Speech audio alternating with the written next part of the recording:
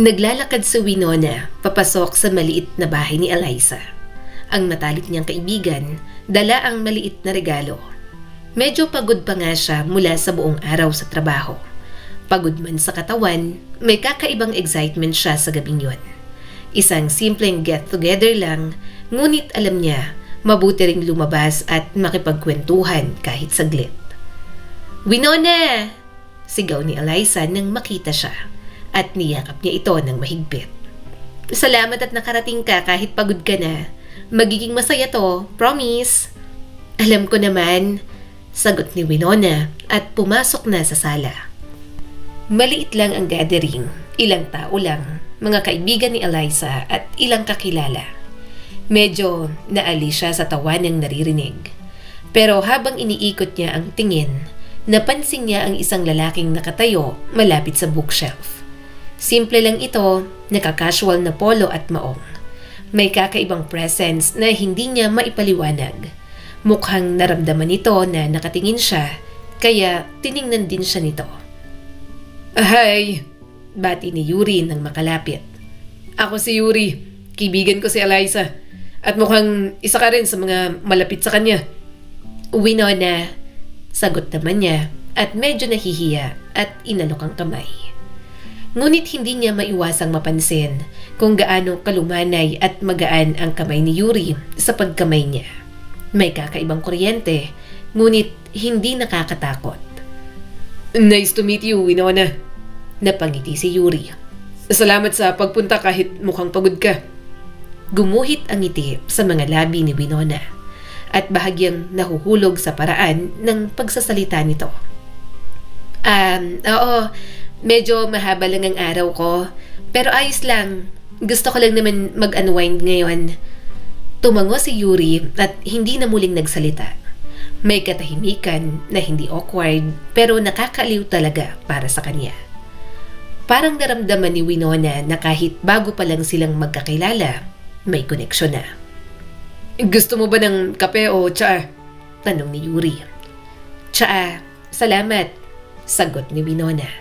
At habang naglalakad siya papunta sa kusina, napansin niya kung gaano kasimple at maayos ang kilos ni Yuri. Hindi ito mayabang, hindi rin nagmamagaling.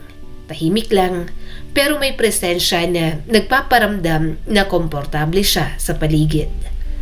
Habang nagbabalik sa sala na may tasa ng tsaa, nagkataon silang magkatabi sa sofa. Nag-uumpisa ang maliit na kwentuhan nilang dalawa. "Ang trabaho mo ba medyo stressful?" tanong ni Yuri, tumingin sa kanya habang humihigop siya ng tsaa. "Oo, nurse ako at nakakapagod minsan, pero okay lang," sagot ni Winona at napangiti ng bahagya. "Sanay na rin kasi ako sa pressure, kaya sa huli, natututo na lang huminga at mag-adjust." Tumango ang binata. "Ganun din ako dati sa trabaho. Minsan mahirap, pero rewarding kapag tapos na at alam mong nagawa mo ng maayos." Natahimik ulit silang dalawa.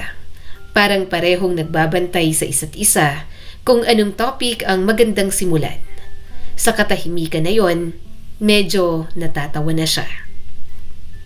Kaya siya na muli ang nagsalita. "Alam mo, karaniwan sa akin, hindi agad ako nag-open sa mga bagong kakilala. Medyo guarded ako. Siguro, mas gusto kong makilala muna ang tao bago magtiwala." Ngumiti si Yuri. "I get that. Para sa akin rin, ganun. Mahalaga na maramdaman mong safe ka. At parang sa simula pa lang, masaya ako na nagkakilala tayo." Nagpatuloy ang kwentuhan nila sa buong gabi. Pinag-usapan nila ang mga simpleng bagay. Mga paboritong pagkain, lugar na gustong puntahan, mga alaala sa pagkabata, at kahit mga maliit na pangarap. Habang tumatagal, naramdaman ni Winona na parang kilala niya na si Yuri matagal na. Ang bawat sagot nito ay simple lang naman, pero puno ng sinseridad. "May mga pangarap ka ba ngayong nurse ka na? Like other plans?" tanong ni Yuri. "Marami, pero simple lang," sagot ni Winona. "Gusto ko lang maging masaya sa trabaho, magkaroon ng pamilya na stable at masaya, at maramdaman na may ginagawa akong tama sa buhay ko. Tumango si Yuri. Ganun din ako. Pareho tayo ng goal. Mahinang tumawa si Winona. Para bang ang taong nasa harapan niya lang ang nakakaintindi sa kanyang mundo nang hindi niya kailangang ipaliwanag ang lahat. Alam mo, Yuri, hindi ko rin alam kung bakit ganito, pabulong na sabi ni Winona. Parang komportable ako sa'yo kahit bagong kakilala ko lang. Sa gabing yon, nagpatuloy ang kanilang kwentuhan hanggang sa huli. Parang bawat salita at ngiti ay bumubuo ng tulay sa pagitan nila. Bago umalis si Winona, inabot ni Yuri ang kamay niya. Salamat sa gabing to. Sana hindi ito ang huli nating pagkakataon na magkwentuhan ng ganito. Ngumiti si Winona. Ramdam ang init sa kanyang dibdib. Salamat rin. Masaya ko na nagkakwentuhan tayong dalawa. Kaya rin naman kasi ako pumunta rito dahil gusto kong makakilala ng ibang tao. Habang naglalakad pa uwi, hindi niya maiwasang mapangiti. Type niya si Yuri. Gusto niya itong maging boyfriend. Kaya umaasa si Winona na sana mas lumalim pa ang ugnayan at pagkilala nila sa isa't isa. Pagkapasok ni Winona sa loob ng bahay, naabutan niya si Ira sa sofa. Nakapatong ang 2 cucumber slice sa magkabilang mata at nakasuot pa talaga ng headband na may maliliit na tenga ng pusa ang kanyang ate. Oh, ani Ira nang maramdaman ang presensya niya. Tinanggal nito ang isang cucumber slice para tumingin. Anong nangyari sa'yo? Ngiti-ngiti ka dyan. Para kang naka-jackpot sa loto. Hindi niya na napigilan. Lumapad ang ngiti ni Winona. Ate, ready na akong bumukaka. Madidiligan na ako. Natawa si Ira sa kanya. Peste ka. Akala ko kung ano na, kalandian mo lang pala. Yang bibig mo talaga. Ano na namang kalokohan yan? Sino na naman yung dinidate mo? Anong itsura? Anong ugali? At alam bang ganyan kabulgar ang bunganga mo? Kasi kung hindi, baka tumakbo yun papalayo. Habang nagtatanggal ng sapatos si Winona, napanguso siya at parang batang nahuli na may ginagawang kalokohan. Siyempre, hindi pa. Pademure pa ako ngayon. Slow reveal. Mild muna bago unleash ang totoong ako. Pag-hook na siya, saka ako ipapakita ang rated SPG personality ko. Umirap si Ira, pero halatang naaliw. Sino nga kasi? Dali na. Si Yuri, nakilala ko sa get-together na ginawa ni Eliza. Common friend, ganun. Sagot ni Winona at may kilig sa boses. Ate, bet na bet ko talaga siya. Ang kalmado, ang composed. Alam mo yung feeling na kapag katabi ko siya, parang magiging tahimik ako at masunuring asawa? As in, ganun. Ha? Asawa agad? Hoy, hindi ka nga marunong magluto ng maayos. Training is possible, sagot ni Winona na proud pa. Kaya yan. Naglakad siya papunta sa loob ng bahay. Pero hindi pa tapos ang kilig niya, kaya nagpatuloy siyang habang inaayos ang buhok. Tsaka, ate, parang ang sarap niya. Napahinto si Ira. Dahan-dahang iniangat nito ang isang cucumber gamit ang 2 daliri. Anong parang ang sarap? Lumapit si Winona. Parang kapag diniin niya ako sa kama, masisira talaga lahat sa akin. Hindi pa siya tapos, binato na siya ng unan. Diretso yon sa mukha niya. Ano ba? Pumasok ka nga rin sa kwarto mo? Hoy, wala ka namang experience pero ganyan ang bunganga mo. Grabe ka magsalita. Kaya hindi ka nagkaka-boyfriend eh. Napahawak sa tiyan si Winona sa kakatawa. Ate, hindi ako nagkaka-boyfriend kasi ayoko sa kanila. Hindi dahil sa bibig ko.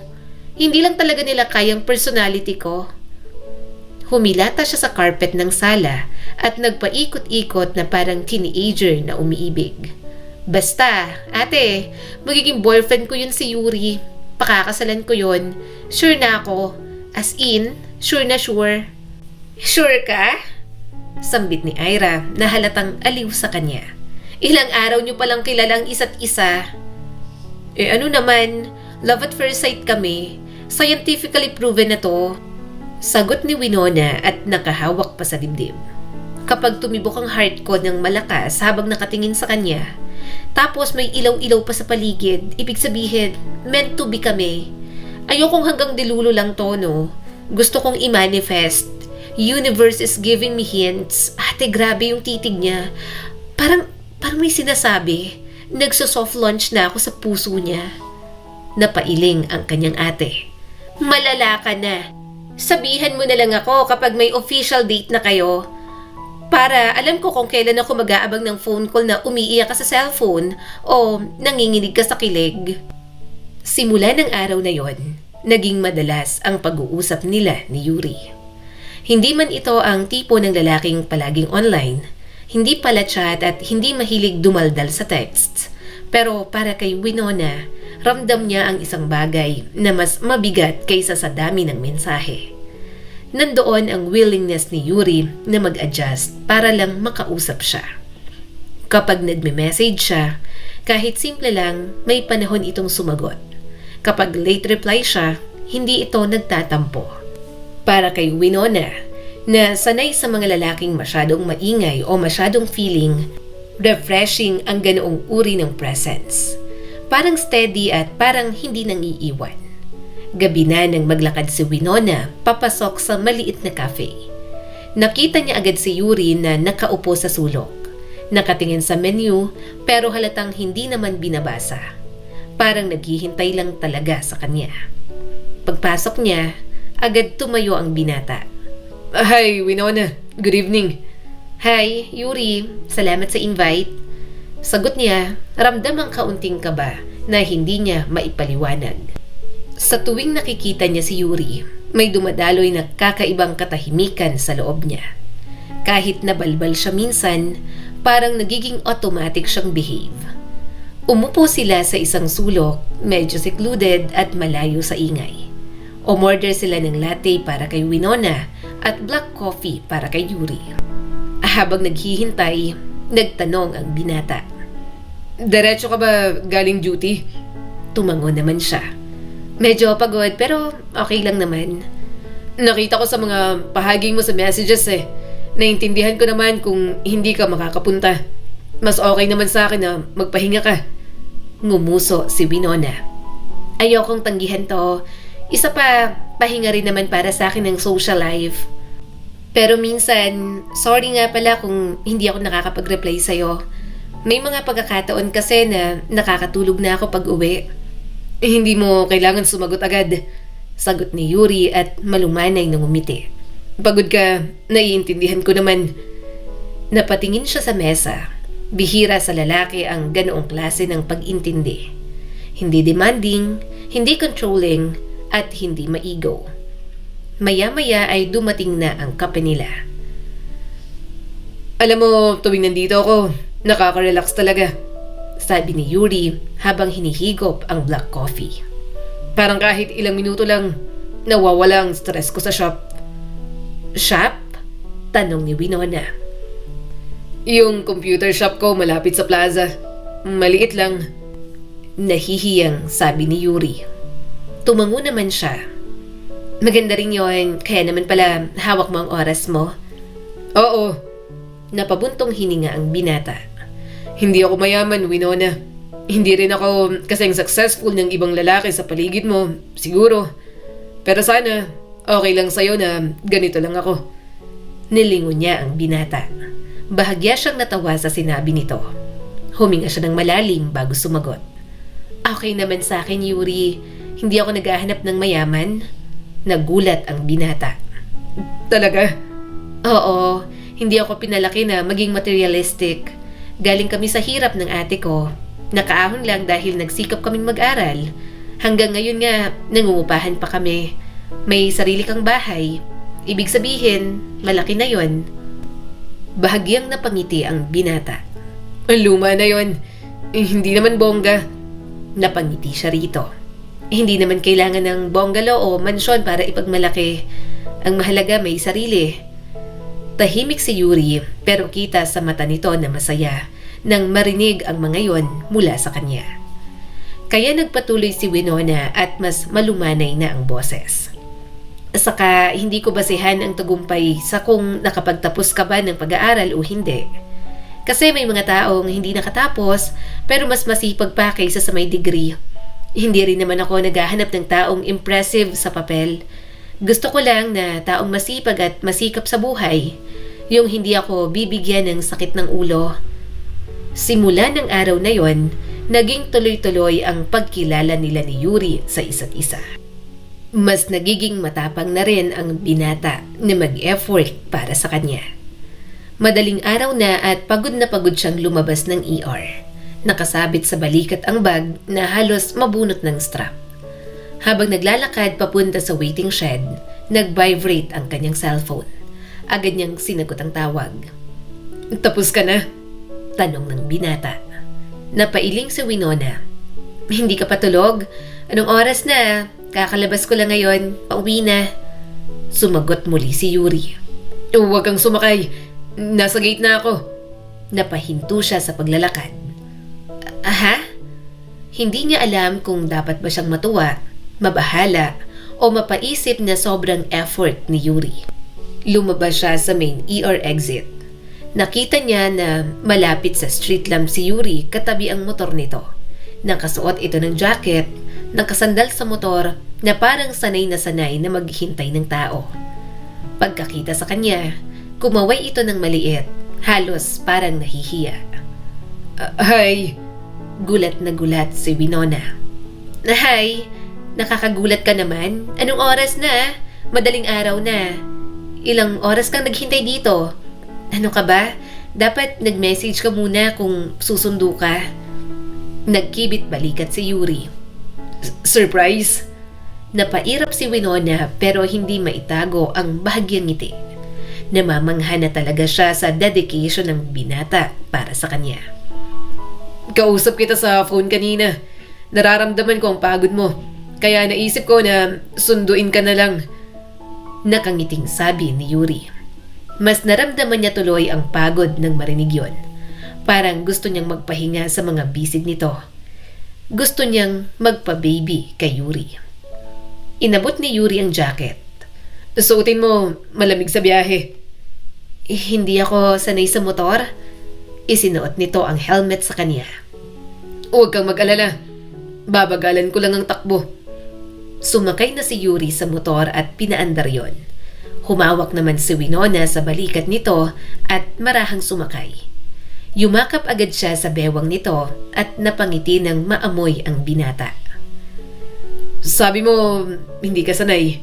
Tanong ni Yuri habang paalis sila. Ang higpit ng yakap mo. Ngumuso naman si Winona. Ang bango mo eh. Parang gusto ko nalang matulog. Narinig niya ang tawa nito at nangilabot naman siya sa kilig. Simple lang pero para nang sinasayaw ang kanyang puso. Gustong gusto niya ang mga ginagawa ni Yuri para sa kanya. Simula nun, tila hindi na tumigil ang kanilang pagkikita sa tuwing may oras si Winona. Talagang sinusulit nila ang bawat oras. Salamat sa pagsama sa akin dito, bati ni Yuri habang naglalakad silang dalawa sa parke. Hindi ko alam kung bakit pero tuwing kasama kita, parang kumakawala lahat ng iniisip ko. Ngumiti si Winona at bahagyang napalingon sa binata. Parang ganun din sa akin. Masaya lang, tahimik, pero ramdam ko na naiintindihan mo ko. Tumigil si Yuri at hinarap siya ng buong tingin. Winona, gusto kong maging tapat sa'yo. Hindi ako naglalaro. Gusto ko nang maging totoo to at may patunguhan. Gusto ko ng partner sa buhay, hindi lang kadate. Biglang kumabog ang puso ni Winona. Hindi niya inaasahan ang ganoon kalinaw sa simula pa lang. Maraming beses na siyang nakipag-date at madalas ay puno ng pag-aalinlangan at parang nakikipaglaro lang ang mga lalaki. Pero si Yuri, diretsahan at ayaw mag-aksaya ng oras. Partner sa buhay? Bulong niya at tipid na napangiti. Parang ang bilis, pero yan din naman ang gusto ko. Alam ko na medyo mabilis pero sa akin, kung ramdam ko na may totoong koneksyon, gusto ko agad ipakita ang intensyon ko. Napangiti si Winona. May kaba at ginhawa na umusbong sa dibdib niya. Yun din siguro ang isang bagay kung bakit nagustuhan niya agad si Yuri. Ramdam niya agad na malinaw at malinis ang intensyon nito. Nagpatuloy ang kanilang lakad at naupo sa isang bench na may tanawin ng sunset. Bahagya siyang napangiti at napapikit. Alam mo, Yuri, simula ni Winona. Medyo nagulat ako sa sincerity na meron ka. Ang hirap kasing makahanap ng lalaki na may ganyang mindset. Yuri, hindi ko alam kung paano sasabihin, pero ramdam ko rin, kahit ilang buwan lang tayong nagde-date, parang ready na rin ako. Ready akong subukan ito ng seryoso. Gusto mong maging girlfriend kita? Tanong ni Yuri. Marahang tumango si Winona. Oo, gusto kitang maging boyfriend. Hinawakan ni Yuri ang kamay niya at hinalikan yon. Matamis na napangiti si Winona. Masaya siya na ngayon ay may pinatunguhan ang pagbibigay ng oras nila sa isa't isa. Sa wakas, boyfriend niya na si Yuri at alam niyang hindi lang doon yon matatapos. Maya-maya ay umuwi na sila. Hinatid na siya ng binata sa bahay. Nang bumaba siya at ibigay ang helmet dito, hinintay niya itong mag-kiss sa kanya. Kaso, mukhang walang initiative ang kanyang boyfriend. Papasok na ako? Mahina niyang sabi. Ingat! Ngumiti naman ito. Sige, pasok ka na. Napakagatlabi si Winona at itinuro ang helmet nito. Tanggalin mo muna yung helmet mo, please. Medyo nagtaka si Yuri pero tinanggal pa rin nito ang helmet. Nag-aayos pa lang ito ng buhok nang ibaba nito ang kamay. Mabilis niyang inilapat ang mga labi. Tumagal yata yon ng 5 seconds bago siya lumayo. Pulang-pula si Winona pero mas gulat naman ang binata. Sige, bye. Mabilis na sabi ni Winona. Napapikit siya habang natatarantang binuksan ang gate. Narinig niya rin kasi ang tawa ng kanyang boyfriend. Nang makapasok, para siyang teenager na kinikilig pero hiyang-hiya.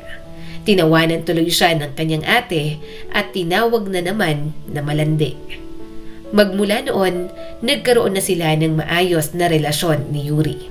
Kalmado at sobrang mature ng pagsasama nila. Kung may pag-aaway man, sobrang maliit lang at naayos naman agad. Ganoon ka-healthy at ka-stable ang kanilang pagsasama. Siguro dahil pareho rin naman silang ready to settle down. Kaya nang gusto na siyang ipakilala ni Yuri sa pamilya nito, hindi na rin naman siya nagulat. Naglakad si Winona sa harap ng simpleng bahay ni Yuri. Hindi yon malaking mansyon, isang tipikal na bahay lang sa lungsod na malinis, maayos, at may kaunting hardin sa harap. Ngunit ang puso niya ay tumitibok ng mabilis. Si Yuri lang din naman kasi ang naging boyfriend niya na ipapakilala siya sa mga magulang. Pagbukas ng pinto, sinalubong siya ng ngiti ni Yuri. Winona, salamat sa pagpunta. Ngumiti naman siya. Hi, Yuri, salamat sa invite. Excited din ako at kinakabahan. Tumawa naman si Yuri at hinalikan siya. Huwag kang kabahan. Siguradong magugustuhan ka nila. Ilang beses na kaya kitang kinukwento sa kanila. Kung alam mo lang, ikaw ang naging bukang bibig ko simula nang makilala kita. Bahagya namang napairap si Winona. Totoo ba yan? O baka naman binobola mo lang ako? Binulungan siya ng kanyang boyfriend. Totoo naman talaga. Ikaw nga ang mas magaling mangbola dyan. Sinungaling pa. Akala ko mahinhin ka pero grabe palang pagkapilya mo. Hindi ko kinakaya. Ganon. So ayaw mo na sa akin. Napahalakhak si Yuri. Syempre gusto pa rin. Mahal na nga, Winona. Tinawanan niya na lang din ito. Sila na nga, kaya mas nakikilala pa nila ang isa't isa. Noong una, nagugulat itong bastos ang bunganga niya. Pero sa bawat banat niya, hindi rin naman mapigilan ang tawa. Sa kanilang dalawa ni Yuri, mas may sense of humor si Winona. Kaya ang ending, si Yuri ang nananakit na ang tiyan kakatawa kapag nagsimula na siyang magpatawa. Pagpasok nila sa bahay, sinalubong siya ng amoy ng simpleng hapunan. Tara, ipapakilala ko sa iyo ang pamilya ko. Nakangiting sabi ni Yuri. Naglakad si Yuri at Winona papunta sa dining area. Mula sa sahig na kahoy hanggang sa puting kortina, halatang simple lang ang bahay pero maaliwalas. May family pictures sa pader, mga litrato ng magkakapatid, mga school events at mga pictures ng mga nakagraduate na. Tipikal na bahay ng isang simpleng pamilya. Paglapit nila sa hapagkainan, nandoon ang isang babaeng nasa mid-40s. May malumanay na mukha at walang kaplastikan ang ngiti. "Ma!" tawag ni Yuri, hawak ang kamay ni Winona. "Si Winona po." Nag-angat ng tingin ang ina ni Yuri. "Ay nako, ang ganda mo pala sa personal. Halika iha, umupo ka." Napangiti si Winona kahit medyo naiilang. "Good evening po, tita." "Ay nako, tita, tawagin mo na lang akong Mama Lita. Mas bagay, kasi mukha naman kitang magiging anak," sabi ng mama nito, sabay tawa. Sabay silang natawa pero sa loob-loob ni Winona may kaunting pressure.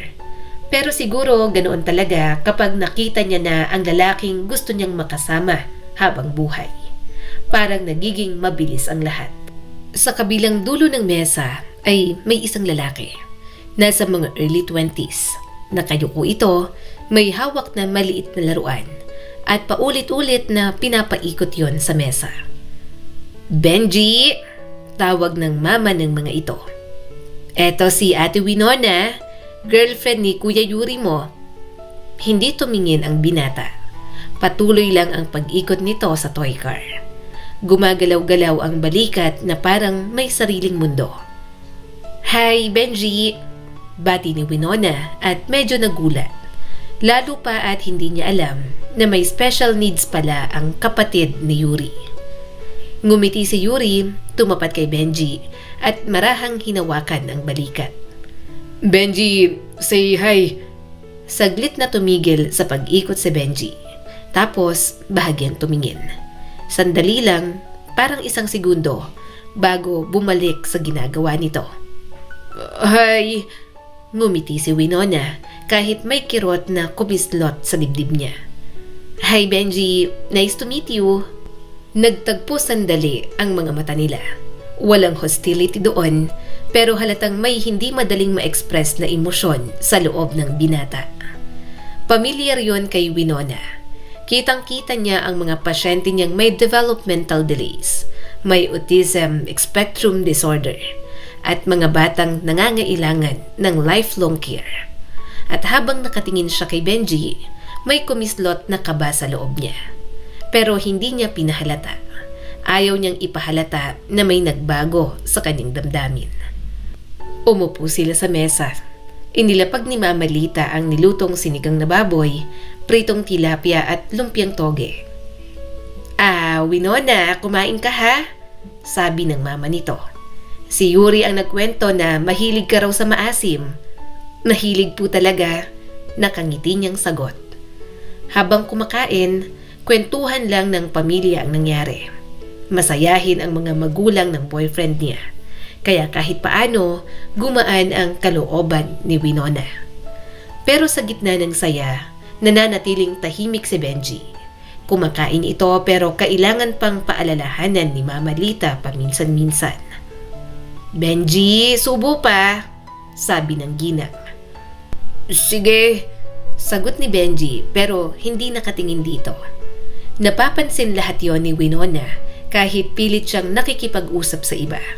Sa utak niya, iniisip niya kung autism yon o kahit anong genetic syndrome. Iniisip niya kung ano ang kondisyon nito at kung may chance ba na maipasa. Iniisip niya agad na kung magkakaroon sila ng anak ni Yuri, magiging katulad din ba ni Benji. Ayaw niya sanang isipin, pero bilang nurse, hirap niyang iwasan ang lahat ng yon. "Dito ka muna ha," sabi ni Yuri pagkatapos niyang kumain ng leche flan. "Relax ka lang, mukhang gusto ka nila. Pero bakit parang may iniisip ka?" "Wala naman," iwas niya. "Siguro nanibago lang ako." Napangiti ito at inayos ang kanyang buhok. "Tara, Doon tayo sa may veranda. Mas presko. Pagdating nila ron, may maliit na upuan at mga nakasabit na tanim. Tahimik ang paligid at maririnig lang ang mga taong dumadaan. Naupo sila at humaba ang katahimikan. Hanggang magsalita si Winona. Yuri, si Benji, may special needs siya, di ba? Oo, autism spectrum disorder. Nung 3 pa lang siya, nalaman na namin. Pero wala kasi kaming pera nun. Yung isang malayong pinsan ko, may sakit din ganyan. Kaso napabayaan, kaya lumaking inaabuso. Pero nasa maayos na kalagayan na siya ngayon. Kami naman, hindi man namin napapa-therapy, malawak ang pang-unawa ni na mama at papa. Mahirap talagang buhay. Kaya hindi namin mapa-therapy si Benji. Ang layo pa ng ospital nun. Pero ngayon, sinusubukan namin kahit paano. Kahit parang huli na. Kasi alam namin na makakatulong yun sa kanya. Saka parang tinanggap na naming magkakapatid na kargo talaga namin si Benji sa oras na mawala sina mama at papa. Napatingin si Winona sa sahig. Hindi na lang siya nagsalita pero marami siyang iniisip. Hindi naman siya natatakot sa mga katulad ni Benji. Sanay siya sa work na may mga patients na special. Kaso, bigla siyang napaisip about sa genetics. Nurse si Winona. Alam niya na ang ilang anyo ng autism o iba pang developmental condition ay maaaring genetic. Hindi lahat, pero may posibilidad. At yon ang kinatatakutan ni Winona, ang magkaroon ng anak na may special needs. Aray ko naman anak, huwag mo namang suntukin si mama, narinig niyang sabi ni Mama Lita. Agad silang pumasok sa loob. Naabutan nilang nagwawala at umiiyak si Benji. Mukhang nagtatantrums at nasasaktan na ang nanay nito. Agad namang pumagitna si Yuri at sinusubukang kausapin ang kapatid. Gusto niyang maging mabuting tao, gusto niyang maging open-minded. Gusto niyang maging bigger person dahil nurse siya at alam niyang may mga ganoong kondisyon. Pero may parte sa kanya na natatakot. Hindi sa bata, kundi sa future na maaaring hindi niya kayanin. Kapag siya na ang nasa posisyon ng mga magulang na umiiyak at nahihirapan. Pag-uwi ni Winona sa kanilang maliit na apartment, tahimik lang siya. Hawak niya ang bag pero hindi niya maalis sa isip ang mukha ni Benji. Napaupo siya sa sofa at napatingin sa sahig. Malalim ang buntong hininga niya. Lumapit si Ira habang hawak ang tasa ng kape. Winona, ang tagal mo. Anong nangyari sa iyo? Ang seryoso ng mukha mo. Hindi ba't pumunta ka sa bahay ng mga magulang ng boyfriend mo? Huminga siya ng malalim bago tumingin. Ate, parang may problema yata ako. Umupo si Ira sa tabi niya. Sige, anong problema? Sabihin mo lang. Alam mo, hindi ka nag-iisa sa mga ganitong bagay. Tumigil si Winona saglit at pinili ang tamang salita. Kanina, pumunta ako sa bahay ni Yuri. Nakilala ko ang pamilya niya, 'di ba? At si Benji, yung bunso niyang kapatid, pati malayong pinsan nila, may special needs, autism spectrum disorder. Umangat ang kilay ng kanyang kapatid. Nasaan ang problema doon? Napalunok si Winona. Problema kasi, ayokong magkaanak ng may special needs, ate. Alam ko naman at aware ako sa mga batang ganon. Pero ngayon na nakikita ko siya, tapos nagtatantrums pa kanina, nakita kong nasaktan ng mama niya at umiyak ng sobra. Parang nakikita ko ang future ko. Natakot ako bigla. Takot ako na baka magkaroon kami ni Yuri ng anak someday na may special needs. Alam mo, bilang nurse, alam ko ang possibilities. Alam ko ang genetics. Alam ko na may chance na maipasa ang condition. At ayokong maging nanay na kailangan na laging nakaalalay sa anak. Ayokong maranasan ang hirap na yon. Buong buhay natin, ate, nahirapan na tayo. Baon natin sa school, tuyo, minsan wala pa. Bago pa tayo makatapos, sobrang hirap ng dinanas nating dalawa. Natatandaan mo ba nung panahong napatira pa tayo sa kalsada? Kasi wala talaga tayong pera. Kaya ngayon, gusto kong maging maayos ang buhay ko. Ayoko na ng hirap at komplikasyon. Gusto ko ng anak, gusto kong maging ina. Pero kung magkakaroon ako ng anak na may special needs, sobrang hirap nun. Hindi ko kayang maging ina sa ganoong paraan. Nakaka-drain mentally, emotionally and financially. Hindi naman ako sobrang yaman. Nurse ako at kaunti lang din naman ang sinasahod ko. Si Yuri, hindi rin naman mayaman. Gaya ng kapatid niya, hindi agad na pa-therapy kasi walang pera. Paano kapag kami nang meron? Ang mahal pa naman. Tahimik si Ira sandali. Kitang-kita sa mga mata nito na iniintindi ang pinanggagalingan niya. Winona, naiintindihan kita. Sobrang dami nating pinagdaanan. Kaya parati tayong nag-iisip ng mga bagay na hindi natin ikakahirap ulit. Ang dami nating iniisip kapag napapansin natin ang possibility ng future. Pero ang importante, hindi ka nagsisinungaling sa sarili mo. Tama lang na malaman mo ang limitasyon mo. Ngunit bumagsak ang balikat ni Winona. Pero ate, natatakot ako na baka isipin ni Yuri na hindi ko kaya.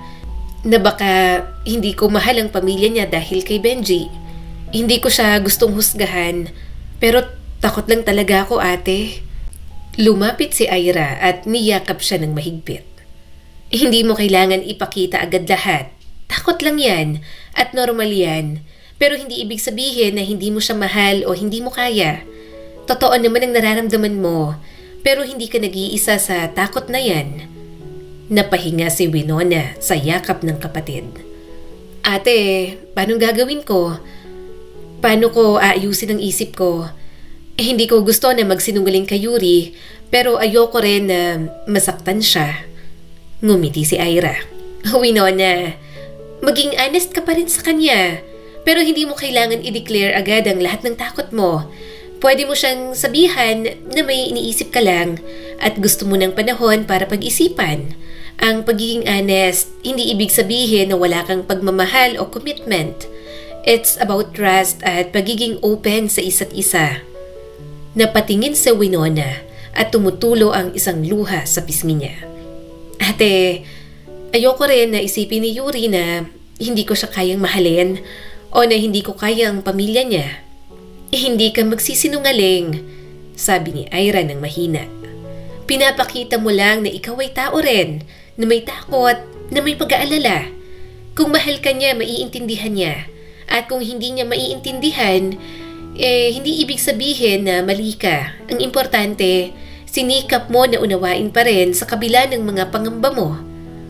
Napahinga si Winona ng malalim. Gusto niyang maging okay. Gusto niyang harapin yon. Pero kailangan niya ng time. Kailangan niya munang intindihin ang sarili niya bago magsabi kay Yuri. Salamat, Ate Ira, sabi niya at halatang mas mahinahon na. Hindi ko alam kung paano ko i-handle ang lahat, pero mas mabuti na may kausap ako. At sa gabing yon, habang nakaupo siya sa sofa, ramdam ni Winona ang kaunting katahimikan sa isip. Pero hindi pa tapos ang kanyang takot at hindi niya pa rin alam kung paano yon harapin. Nagpatuloy ang mga buwan, nagpatuloy din ang kanilang relasyon. Pero sa mga panahong yon, hindi niya pa rin magawang buksan ang saloobin niya tungkol sa pagkakaroon ng anak na may special needs. Hindi niya masyado pang iniisip, wala pa naman sila ron, kaya ipagpapaliban niya na muna. Isang gabi, sa bahay siya ni Yuri nagstay. Medyo pagod na rin kasi siya pero gusto niya itong makasama. Kaya yon at nasa second floor siya at sa taas ng shop ng kanyang boyfriend. Pero ewan niya ba at parang nakikita niya ang kaba sa mukha ni Yuri. Winona, may gusto sana akong itanong sa'yo. Panimula nito at matamang nakatitig sa kanya. Mahalaga tong itatanong ko. Sana masagot mo ng maayos. Ano yon? Tanong niya rito. Huminga ng malalim si Yuri. Alam kong buwan pa lang tayo magkasama at hindi ko ma-imagine ang buhay ko nang wala ka. Ikaw, pinapabuti mo ako sa mga paraang hindi ko alam na kailangan ko. At ayokong sayangin pa ang kahit isang araw nang hindi tapat sa nararamdaman ko. Inabot nito ang bulsa at kinuha ang maliit at simpleng kahon. Kumurap si Winona. Napag-usapan na naman nila pero hindi niya akalain na may singsing pa.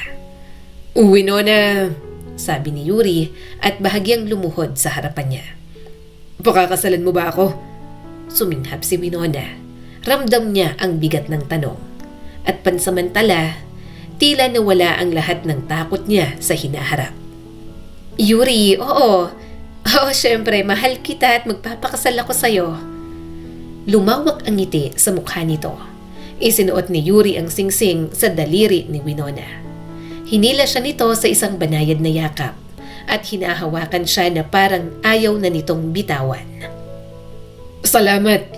Bulong ni Yuri sa buhok niya. Pangako magiging mabuting asawa ko sa'yo. Hindi kita bibiguin. Mahal na mahal kita. Pagkalipas ng ilang sandali, lumalim ang kanilang mga halik. Dahan-dahan at maingat sa simula. Nang tuluyan siyang humiga, umusbong ang kaba sa dibdib ni Winona. Hindi kaba dahil sa ayaw niyang ibigay ang sarili rito. O dahil yon ang una niya. Kaba yon dahil baka mabuntis siya. Handa naman siya sa anak, handa siyang mabuntis, handa na si Winona sa pamilya. Pero kahit na pumayag siyang magpakasal, nahihirapan pa rin siya sa takot na magkaroon ng anak na may special needs. Yuri, tawag niya rito nang maging abala na ito sa pagtatanggal ng botones ng kanyang blouse. Patuloy pa rin ito sa paghalik kaya tinulak niya na. Yuri, teka lang. Tumigil naman ang binata. Nabilis ang paghinga at namumungay ang mga matang tumingin sa kanya. Ano? Mag-condom ka? Kagat-labing hiling ni Winona. Nagpatuloy lang si Yuri sa pagtanggal ng damit niya. Kailangan pa ba yon? Ikakasal na naman tayo. Pananagutan kita kapag nabuntis ka. Huwag kang mag-alala. Napalunok si Winona at muli itong itinulak. Alam ko yon, pero please, ayokong mabuntis agad. Hindi ako safe ngayon. Saka na kapag kasal tayo, doon ako magbubuntis. Pero alam ni Winona sa sarili niya na nagsisinungaling siya. Walang kaso sa kanya kung mabuntis siya bago ang kasal. Hindi niya lang talaga maamin na may takot na siya na mabuntis dahil baka magkaroon sila ng anak na katulad ni Benji. Pero hindi niya yun maisatinig. Natatakot siya sa maaaring isipin ng kanyang mapapangasawa.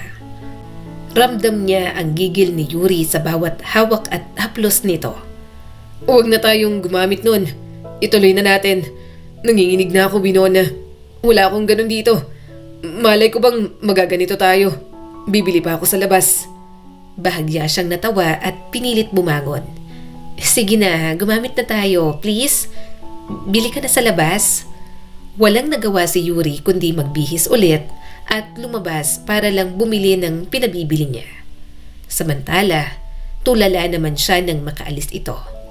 Medyo nagigilty si Winona kung ano-anong sinasabi niya at hindi maging tapat rito. Paano niya sasabihin rito sa paraang hindi na o-offend? Pagbalik ni Yuri, pinakita niya na lang na wala siyang problema. Nagpatuloy na rin naman sila sa ginagawa nila kanina at nilukob na sila ng init at pagnanasang nararamdaman. Pagkatapos nilang gawin yon, nakabalot na sila sa malambot na kumot at init ng katawan nila.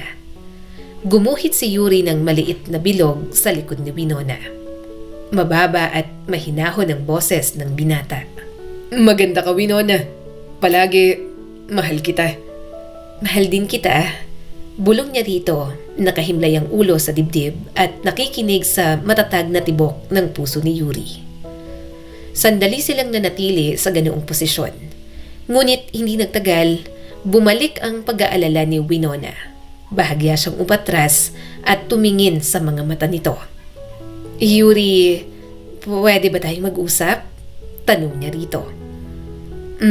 Ano yun? Inayos nito ang hibla ng buhok sa likod ng tenga niya. Huminga siya at pinilit ang sarili na maging kalmado.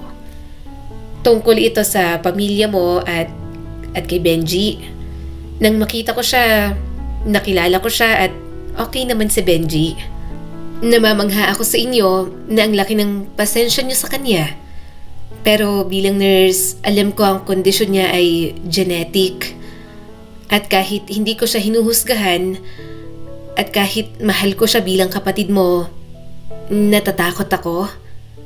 Bahagyang iniling ni Yuri ang ulo at nawala ang ngiti sa mga labi. Natatakot ka sa Winona? Natatakot ako sa hinaharap, pag-amin niya at bahagyang umupo sa kama.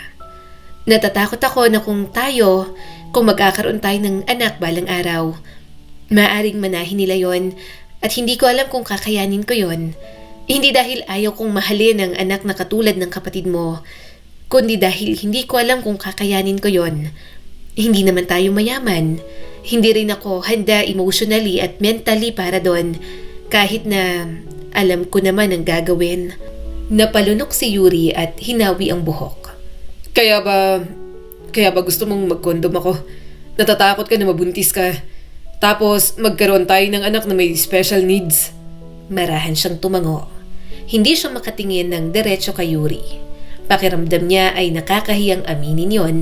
Masakit para sa mahal niya na ganoon ang kanyang pananaw. Nakapag-alaga na ako sa mga pasyente tulad ni Benji at alam kong hindi madali. Sorry na natatakot ako ng ganito, sabi niya pa rito. Hindi ito nakapagsalita, para bang sa dami ng pwedeng maging problema. Hindi yon ang inaasahan ng mapapangasawa niya. Nagpatuloy si Winona. At pakiramdam ko ay may kasalanan ako dahil mahal kita at mahal ko ang pamilya mo. Ayokong masaktan ng sino man o magmukhang tinatanggihan ko kayo, pero hindi ko rin kayang magsinungaling sa sarili ko. Ang bahaging to ng sarili ko, matagal nang nakatanim sa akin. Marami na akong hirap na pinagdaanan sa buhay. Kaya kong maging ina, pero ibang usapan na kapag naging ina ng may special needs. Sumubsob si Winona sa kanyang mga tuhod. Hindi niya kayang tingnan si Yuri. Hindi niya kayang tingnan ang maaring maging reaksyon nito. Pero nagulat siya nang yakapin siya ng kanyang mapapangasawa. Winona, salamat sa pagsasabi mo. Salamat sa pagiging tapat mo sa akin. At ayokong maramdaman mo ang guilt dahil sa pagiging tapat. Aaminin ko na hindi ko naiintindihan ang rason mo kasi para sa akin, may special needs man o wala ang magiging anak natin, anak pa rin natin yon. Sa atin pa rin galing at wala akong nakikitang problema. Pero pilit kong iintindihin dahil valid naman ang nararamdaman mo. Magkaiba din tayo ng kinagis ng pamilya at hindi kita masisisi sa mga nakuha mong hirap mula sa lahat ng pinagdaanan mo. Hindi niya napigilan ang mga luha. Naiyak siya sa mga sinabi nito. Totoong magkaiba sila ng kinalakihan. Mahirap sila pareho, pero magkaiba pa rin ang bawat hamon na nalampasan nila. Hinaplos ni Yuri ang likod niya. Hindi to desisyon na kailangan natin ngayong gabi, o bukas, o kahit sa susunod na taon. Kakapropose ko lang ng kasal sa'yo. Isipin na lang natin kapag nandyan na. Hindi mo kailangang itago ang takot mo para mapasaya ako.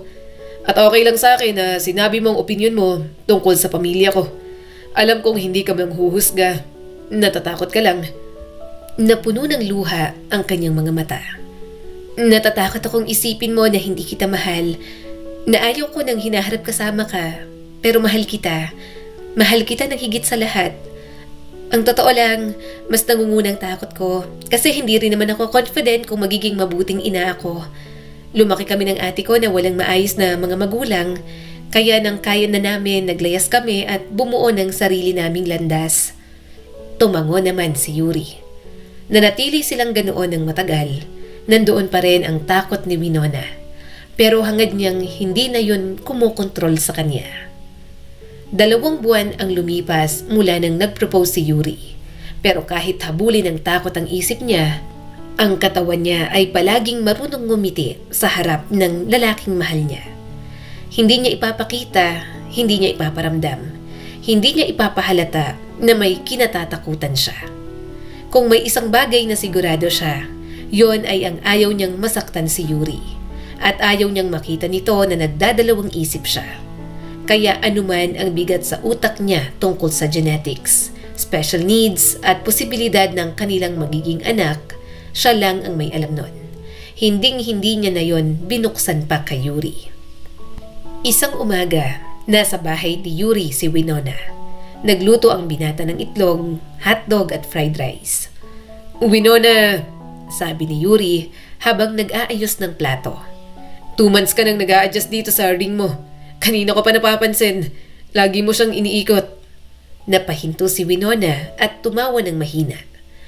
"Oh, napansin mo pala? Parang hindi pa ako sanay. Alam mo naman na hindi talaga ako ma-accessory sa katawan." Lumapit si Yuri, hinawakan ng kamay niya at hinalikan ng singsing. Sana kahit maluwag ang singsing, wala kang doubts na pakasalan ako. Wala. Mabilis niyang saan. "Yuri, hindi ako pumayag para magduda. Pumayag ako kasi mahal kita. Simple lang yon." Mahinang tumawa ang binata. Diyos ko, mahal talaga kita. Atat na akong maikasal sa'yo. Natawa na rin si Winona. Pero sa bawat pag-uusap nila tungkol sa kasal, naiisip talaga ni Winona ang mga posibilidad sa mga bagay na kinatatakutan niya. Parang biglang hindi siya naging handa. Parang biglang hindi niya nakaya. Pero hindi niya yon kailanman ipapakita. Sa kabila man ng mga takot, nagpatuloy pa rin sila sa plano ng kanilang kasal. Madali lang din naman silang nag-asikaso.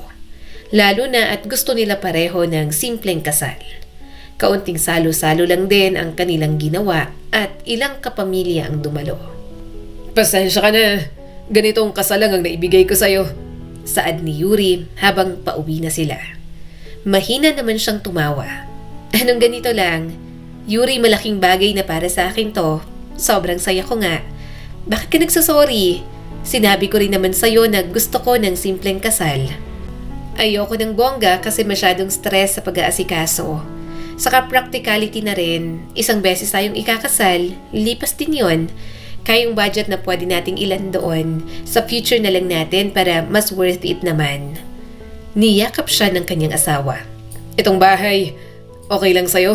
Minsan maingay dito, tapos second floor lang kasi computer shop na yung nasa ibaba. Hinarap niya na ito at hinaplos ang mukha. "Yuri, kailan ba naging issue sa akin ang buhay na meron ka? Hindi ka naman tamad. Nagsisikap ka naman. Alam kong wala akong poproblemahin sa bagay na yan." Sandali itong natahimik at mataman siyang tiningnan. Hindi naman sa minamadali kita. Gaya ng sabi ko, naiintindihan ko ang takot mo. Pero kailan mo gustong magkaroon ng anak, Winona? Doon siya hindi nakasagot agad. Ang totoo, nandun pa rin ang takot niya. Hindi pa naman yun naaayos. Nanatili lang sa kalooban niya, tila isang bombang hindi pa napipindot ang timer. Gusto mo na ba?" Mahinang tanong ni Winona. Napahinga ng malalim si Yuri. Hindi naman sa ganun, pero yun din naman ang plano ko. Gusto ko talagang magkaroon ng anak. Alam kong matatakot ka sa mga bagay na sinasabi mo sa akin noon, pero sana mag-isip ka ng positibo. 4 kaming magkakapatid na anak ni na mama at papa. Si Benji lang ang nagkaroon ng special needs sa amin. Kung natatakot ka, sige at kahit isa lang. Pero wag ka sanang matakot sumugal. Gusto kong bumuo tayo ng pamilya. Sandaling nag-isip si Winona. Baka nga masyado lang siyang nag-overthink. Baka naman maging okay at walang komplikasyon ang magiging anak nila. Natatakot pa rin siya pero hinahalina siya ni Yuri na sumugal sa pamilyang gusto nilang mangyari. Marahang tumango si Winona. "Sige, subukan natin. Pero next year na. Kakakasalang natin. Gusto kong mag-adjust muna tayo pareho ngayong nagsasama na tayo sa isang bahay." Napangiti naman agad ang asawa niya at agad siyang niyakap. Salamat. Salamat talaga, Winona. Sobrang saya ko. Gumanti na lang siya ng yakap dito. Hindi na muna niya masyado pang iisipin. May 1 taon pa naman siya. Kakalmahin na muna siguro ni Winona ang puso't isipan. Ihahanda ang kanyang sarili para roon.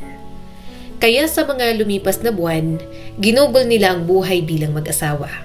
Magkasama silang nagdesisyon sa kahit anong bagay. May mga pinag-aawayan pero walang matutulog ng hindi maayos. Subalit mukhang magkakaroon na sila ng matinding problema dahil sa mga inaasahan ni Yuri sa kanya. Titigilan ko ng paggamit ng kondom. Titigilan mo na ang pag-inom ng pills, ha? Nakangiting sabi ni Yuri. 1 year nang lumipas. Mag-baby na tayo. Ready ka na, Winona? Napalunok siya at medyo kinabahan doon. Oo, ready na naman ako. Pero ang totoo, hindi talaga siya ready. Hindi niya lang maamin. Hindi niya kayang sabihin na hanggang mga sandaling yon, hindi pa rin nawala ang pangamba niya. 1 taon na ang ibinigay sa kanya ni Yuri at pakiramdam niya masasaktan at magagalit ito kapag tinanggihan niya na naman yon. Kaya sa mga sumunod na araw at linggo, yon ang lihim niyang pinoproblema.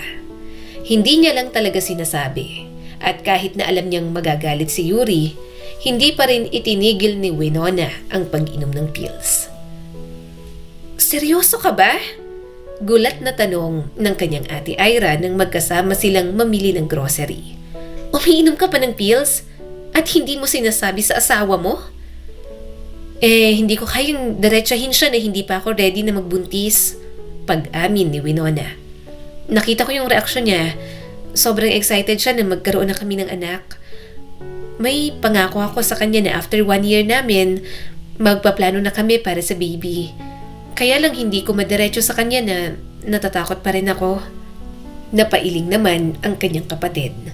Kapag nalaman niya yan, for sure mag-aaway kayong dalawa. Imposibleng hindi niya malaman yan. Ine-expect niya na mabubuntis ka na. Hindi na siya gumagamit ng proteksyon. Pero ikaw, umiinom pa pala. Sana naging honest ka na lang. Mas okay pa kung pag-usapan nyo na sabihin mong bigyan ka pa ng time. Ate, ano pa bang time ang ihihirit ko? Balik na tanong ni Winona. Ate, sobrang tagal na ng 1 year. Wala namang baog sa aming dalawa. Feel ko madidismaya at ma-offend siya kapag binuksan ko na naman ang issue ko. Hindi ko naman hate ang mga batang may special needs. Pero extra care kasi ang kailangan nila. Alam ko sa sarili ko na hindi ko kaya yon. Mabuti sana kung mayaman kaming dalawa. Pero sapat lang din naman ang kinikita namin. Okay sa akin na may anak na special needs. Pero kung ganitong mahihirapan naman kami sa panggastos, ayoko nalang subukan. Alam mo naman yung mga magulang ni Yuri. Ang laki-laki na ni Benji pero alagain pa rin. Hindi naging independent. Kasi nga hindi agad nagkaroon ng early intervention at therapy. Sinong nahihirapan? Di mga magulang din ni Yuri, di ba? Huminga ng malalim si Ira. Pero kinaya ng mga magulang ni Yuri si Benji kahit walang-wala sila noon. Feeling ko kung magkakaroon naman kayo ng anak na may special needs, kaya mo yon, Winona. Natatakot ka na lang na mahirapan ulit. Hindi rin naman kita masisisi. Mahirap naman talaga mga pinagdadaanan natin. Hindi rin tayo pinakitaan ng kabutihan ng sarili nating ina. Kaya may sense na naiintindihan kita kung bakit parang may takot sa loob mo na maging ina. Sandali siyang natahimik at natigilan sa pag-push ng cart. Nilingon niya ang kanyang kapatid. Oo ate, niloloko ko lang ang sarili ko. Pero takot talaga akong maging ina. Naguguluhan na nga ako at yun ang hindi ko masabi sa asawa ko. Pinakasalan niya ako ng may goal na magkaroon kami ng anak. Pero hindi naman sigurado. May bahagi sa akin na gusto pa rin naman na magkaroon ng baby. Napatunayan sa sarili ko na magiging mabuting ina ako na hindi katulad ng nanay natin. Pero nakakatakot talaga at mas lalong nadadagdagan ng takot ko sa maaaring mangyari. Napabuntong hininga ang kanyang ate Ira. Ano ba naman kasi kayong dalawa? Wala akong duda sa pagmamahalan nyo. Ilang buwan lang naging kayo at nagpakasal na. At hindi ko naman kayo kine-question doon. Pero sana, mas kinilala pa ninyo ang isa't isa. Napabuntong hininga na lamang si Winona. Hindi naman na siya nagsisisi na nagpakasal siya kay Yuri. Mahal na mahal niya naman ang kanyang asawa. Yun nga lang, may mga bagay talaga ito na gusto na hindi niya kayang tugunan agad. Nang makauwi, inasikaso na ni Yuri ang mga pinamili. Si Winona naman ang nagluto. Adobong pusit lang yon kaya madaling lutuin. Habang kumakain, biglang nagbukas ng usapan si Yuri. Hindi ka pa rin ba nabubuntis? Malumanay na tanong ng asawa niya. Medyo nailang naman siya sa tanong nito. Hindi pa eh. Nagkaroon ako last week. Marahang tumango si Yuri at ngumiti sa kanya. Ang tagal. Sana mabuntis ka na. Gustong-gusto ko na talagang mag-alaga ng anak. Parang kapag may duty sa ospital, nandito ako sa bahay at nag-aalaga ng anak natin. Minsan, nandito sa second floor o minsan nasa shop. Alam mo, na-imagine ko na nga na maglalagay ng kuna sa loob ng computer shop. Nag-aalaga ako ng baby natin habang nagbabantay. Napalunok si Winona. Hindi siya makapagsalita. Kapag nakikita niyang ganoon kasaya ang mga naiisip nito, mas lalo siyang natatakot sabihin ang saloobin niya. Para bang walang puwang para matanggap ni Yuri na umaayaw pa rin siya na magbuntis. Pagkatapos nilang kumain, nagligpit si Winona ng mga plato. Tahimik si Yuri, masaya pang kumakanta habang pinupunasan ng mesa. Pag-angat ni Winona para ilagay sa sink ang mga baso, bigla siyang napahinto. Narinig niya ang tunog ng isang maliit na bote na gumugulong sa sahig. Nang tumingin siya, nakayuko si Yuri, hawak ang bote ng pills na matagal na niyang itinatago sa sulok ng cabinet. Dahan-dahan itong tumingin sa kanya. Winona, ano to? Nanlamig ang katawan niya. Ano kasi? Huwag ka munang magsinungaling, please. Umangat ang tingin nito nang diretsyong tinitigan siya. Pills to. Araw-araw mo pa rin iniinom. Nanginginig ang mga kamay niya. Yuri, I'm sorry. Sorry. Tumawa ito pero walang halong saya. Yun lang. Sinabi mo sa akin na hindi ka na umiinom. Pinaasa mo ako. Napapikit si Winona. Hindi ko alam kung paano sasabihin sa'yo. Natatakot ako. Takot saan? Tumaas na ang boses nito pero halatang pinipigilan pa. Hindi siya nakasagot. Sumasakit ang ulo niya sa guilt at hiya. Bakit mo itinago? Tanong pa ni Yuri. Araw-araw tayong magkasama. Alam mong umaasa ako. Alam mong inaasahan ko to tapos malalaman ko na umiinom ka pa pala nito. Lumapit ito sa kanya, hawak pa rin ang bote. Kaya pala hindi ka nabubuntis. Yuri, ilang buwan na akong umaasa. Tumaas ang boses nito at hindi na mapigilan. Kaya pala ako nag-iisip ng mga pangal ng anak natin. Kaya pala ako nagtatabi ng pera. Kaya pala ang dami kong plano. Tapos hindi ka pala nakisama. Ako lang pala may plano sa lahat ng yun. Humigpit ang hawak ni Winona sa gilid ng mesa. Hindi niya kayang tingnan sa mata ang asawa. Natatakot ako. Natatakot saan? Biglang sigaw ni Yuri. Napapikit si Winona habang nanginginig ang mga labi.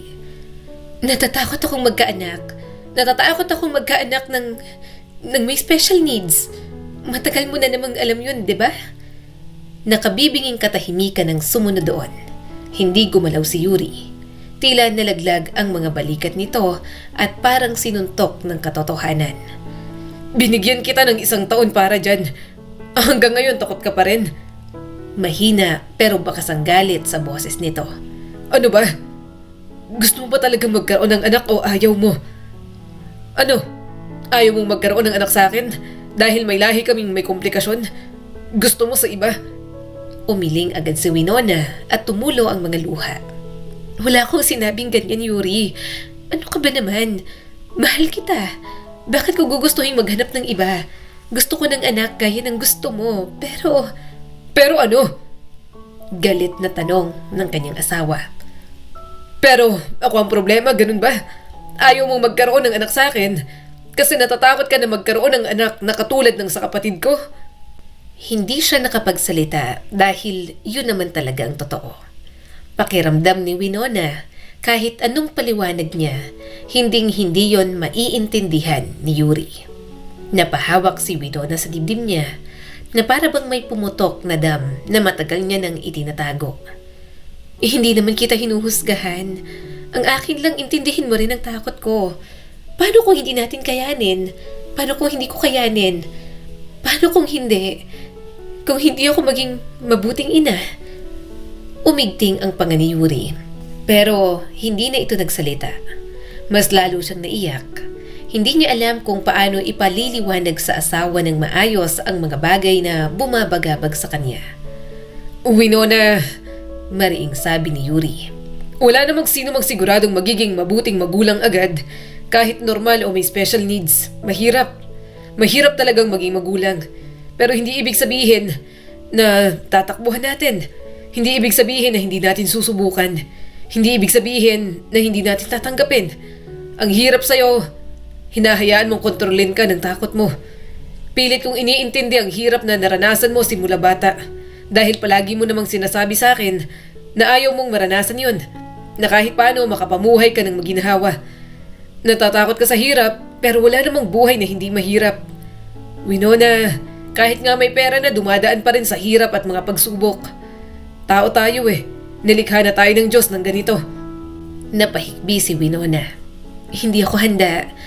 Hindi ko alam kung kailan ako magiging handa. Tumulo ang luha ng kanyang asawa. Alam mo, ang unfair mo. Hindi naman 100% na magkakaroon tayo ng anak na may special needs. Hindi rin 100% na hindi. Pero kahit ano pa, anak pa rin natin yun. Buhay pa rin. Tao pa rin at obligasyon nating mahalin. Lumapit ito sa kanya. Halos isang dangkal na lang ang pagitan nila.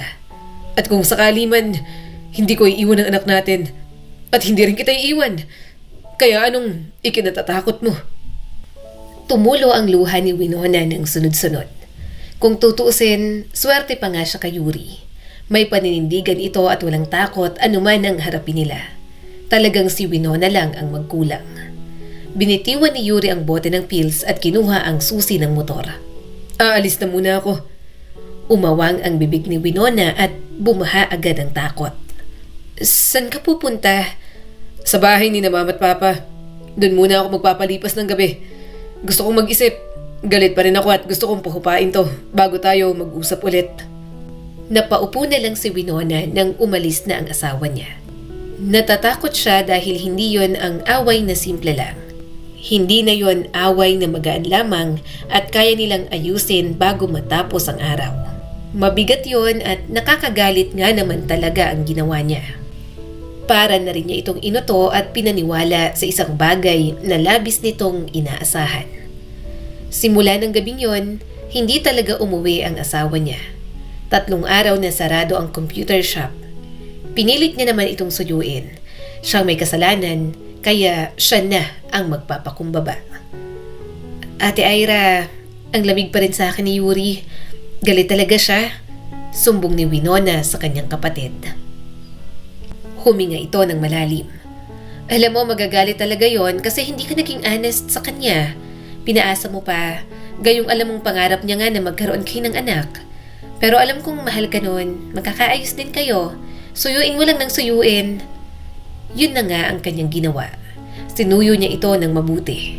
Hindi siya nagsasawang tumawag dito. Tinapo niya na rin ang pills niya.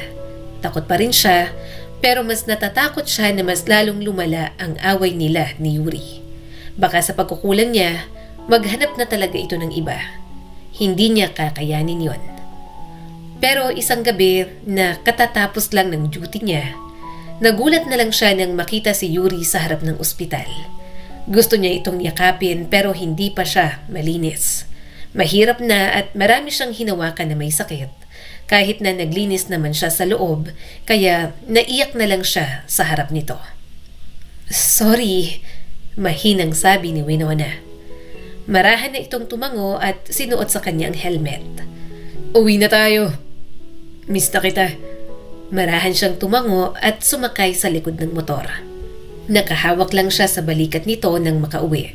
Agad siyang naligo at nang makapagbihis, mabilis siyang sumugod kay Yuri na nagluluto sa kusina.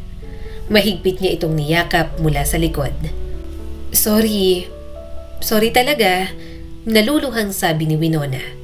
Akala ko hindi ka na uuwi. Akala ko nakalimutan mo na may asawa ka. Bahagyang natawa si Yuri at humarap sa kanya.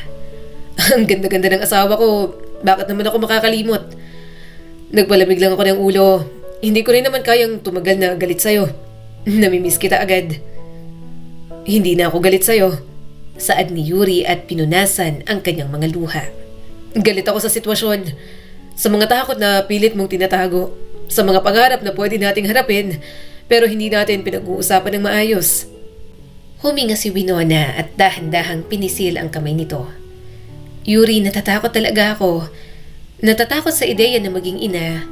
Natatakot sa posibilidad na magkaanak tayo na may special needs. Natatakot na ako na hindi ko kayang maging mabuting ina o na masaktan ng anak o na masaktan ka. Pero mas natakot ako nung nilayasan mo ako. Hindi ko kaya kung iiwan mo ako dahil lang ganito ang desisyon ko.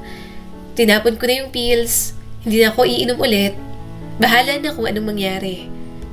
Winona, hindi mo kailangan pilitin ang sarili mo kung hindi ka handa. Nang umalis ako, marami rin naman akong napagtanto. Gusto kong intindihin ang nararamdaman mo dahil ikaw naman ang magbubuntis. Kaya okay lang sa akin na madelay. Okay lang kung hindi, ikaw ang masusunod. Pasensya na't palagi kitang pinipressure na magkaroon tayo ng anak. Napakagatlabi si Winona at marahang umiling. Hindi ganoon. Alam kong pinipilit mo lang ang sarili mo na intindihin ako. Baka dahil sa pagkukulang ko maghanap ka na ng iba. Napapikit ito at mahinang tumawa. Mali pala talaga na iniwan kita dito. Kung ano-ano pumapasok sa isip mo. Sabagay, naisip ko rin naman na gusto mo nang magkaanak sa iba. Pero para sabihin ko sa'yo, Winona, kung hindi lang ikaw ang nanay ng anak ko, wag na lang. Kung lumipas ang mga taon at hindi mo pa rin kaya, tatanggapin ko na lang na tayong dalawa na lang. Hindi na kita pipilitin pa. Niyakap niya ang kanyang asawa. Hindi siya papayag na ito lang ang mag-adjust sa pagsasama nila. Pagkatapos ng pag-uusap na yon, naging mas magaan ang lahat para sa kanya. Kahit paano, naging okay na ang pakiramdam niya. Bumalik din sa dati ang init at sigla ng pagsasama nilang mag-asawa. "Oh, darling," sabi ng Doktora Ilora at tumayo para yakapin siya. "Ang tagal nating hindi nagkita." Niyakap niya ito ng mahigpit. "Nagulat ako na dito ka na nagtatrabaho. Wow, doktora ka na. Parang dati lang, magkasama pa tayo sa boarding house." Marami silang napag-usapan tungkol sa mga bagay-bagay. Nagkamustahan din at nagtanong tungkol sa kanya-kanyang pamilya. Hanggang sa napunta ang usapan sa problema ni Winona. "Sabihin mo na," mahinang sabi ni Doktora Ilora. "Alam mong hindi kita huhusgahan." Napatungo si Winona, nilaro ang tasa ng kape at parang mabigat ang bawat salitang ilabas. "Dok, natatakot ako magkaanak. Ang asawa ko kasi may history ng autism. Nasa genes nila at natatakot ako na baka mamana. Nagigilty ako sa fear ko pero hindi ko siya mahinto." Tumango si Doktora Ilora. Kaya naman pala wala pa rin kayong anak hanggang ngayon." Tumingin si Winona sa doktor. "Dok, masama ba akong tao dahil natatakot ako?" Ngumiti ang doktora ng malumanay. "Hindi, tao ka lang at natatakot. Hear me carefully, Winona. Alam mo naman siguro na complicated talagang genetics. Hindi ito basta 1 + 1 = 2. Hindi porke may kondisyon ng isang kapatid automatic nang mamamana ng magiging anak ninyo.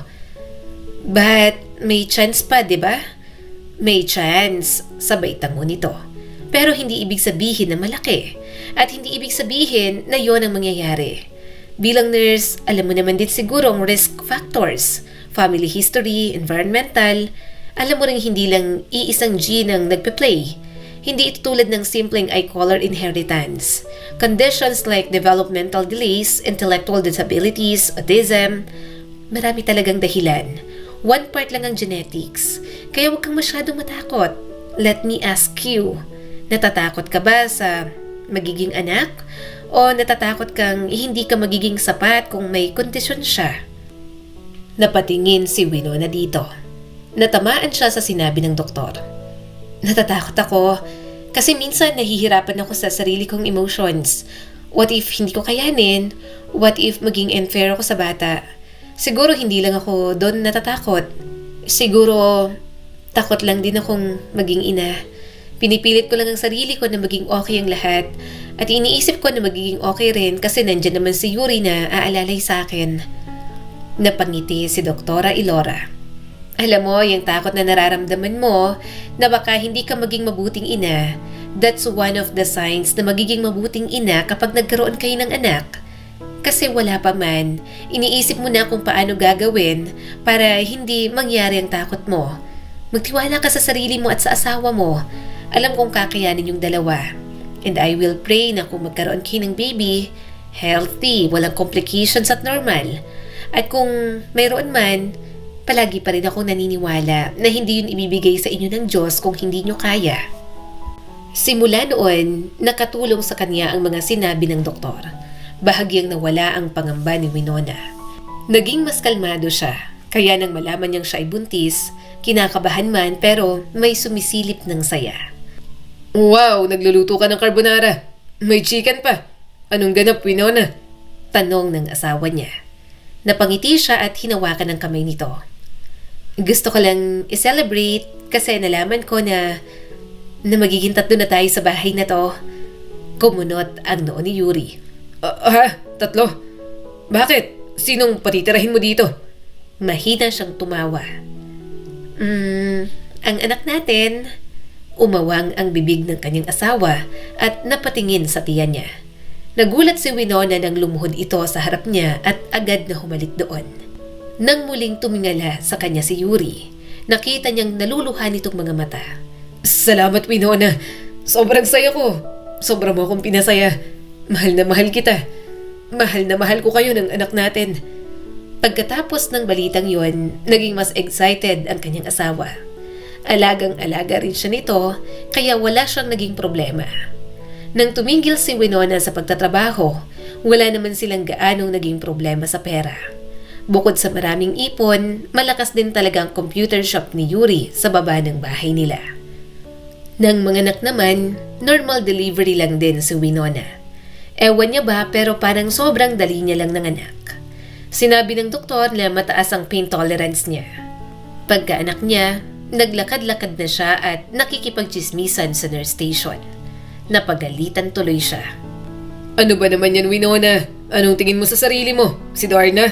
Magpahinga ka at humiga ka dyan. Di ka pwedeng mabinat. Mamaya magpapadede ka pa ng anak natin. Saka ginawan ka ni mama ng sinabawang malunggay. Saad ng kanyang asawang praning. Maya-maya ay dumating na ang baby nilang si Nicole. Napangiti siya nang makita ito. Pati asawa niya, sobrang saya habang pinagmamasdan ang sanggol. Salamat, anak. Hindi mo ganong pinahirapan ng mama mo. Bulong ni Yuri sa anak nila. Ang lusog-lusog mo pa. Alagaan ka namin, palalakihin ka namin ng maayos. Kami ang mama at papa mo, hindi ka namin pababayaan. Nang dumating si Nicole sa mga buhay nila, mas lalong nagkaroon ng kulay ang kanilang tahanan. Mas naging masaya at mas naging buo ang mga plano. Umikot sa anak nila ang buong atensyon. Sa mga lumipas na taon, napagmasdan nilang lumalaki ang anak nilang si Nicole. Nagkaroon pa sila ng mga anak na sina James at Heidi. Sa awa ng Diyos, lumaking masigla at hindi sakitin ang kanilang mga anak. Iba-iba ang ugali at mahirap pakisamahan. Doon mas lalong naintindihan ni Winona na may special needs man o wala, mahirap pa rin talagang hulmahin ang mga batang inaalagaan at minamahal nila. Aminado rin naman kasi silang dalawa ni Yuri na hindi sila perpektong mga magulang. May mga nagagawa rin silang pagkukulang, pero bilang ama't ina ng mga anak nila na pinili nilang dalhin sa mundo, sisikapin nilang gabayan, alagaan at mahalin ang mga batang yon. Ang kwentong ito ay nagpapaalala sa atin na ang buhay nating mga tao binigay sa atin ng walang kasiguraduhan. May mga bagay na gusto natin kontrolin, pero kapag hindi para sa atin, hindi talaga mangyayari kahit anong gawin. Kaya magtiwala na lang sana tayo sa plano ng Diyos na siyang lumikha sa atin. Muli, ako po si Skylar Guro at sana'y may bago na naman kayong natutunan sa kwento natin ngayon. Maraming salamat po.